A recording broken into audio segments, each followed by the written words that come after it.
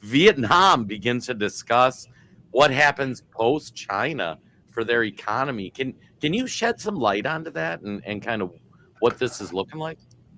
Absolutely.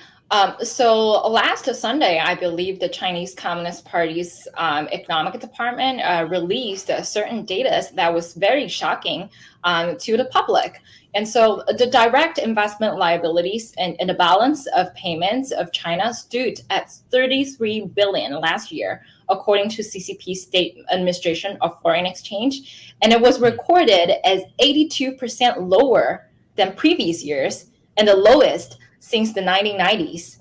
So, Wow. brothers, it is very obvious that CCP's economy is not just weak in recovering from the pandemic, it is actually collapsing after the pandemic. And it already hits the historical low, in all of these numbers.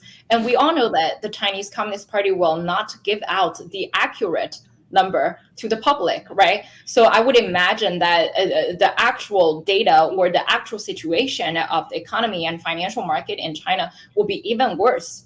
And on the other hand, we have been aware that lots of European and Western production lines have already withdrawn their services and factories in China.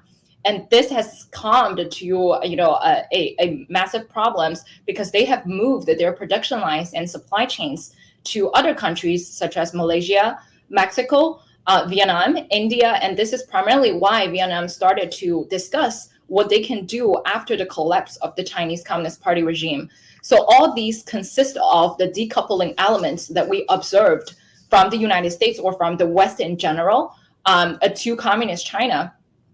And I want to specifically mention that CCP does understand that ultimately the Western world or the United States will choose to decouple from communist China to save their own economy.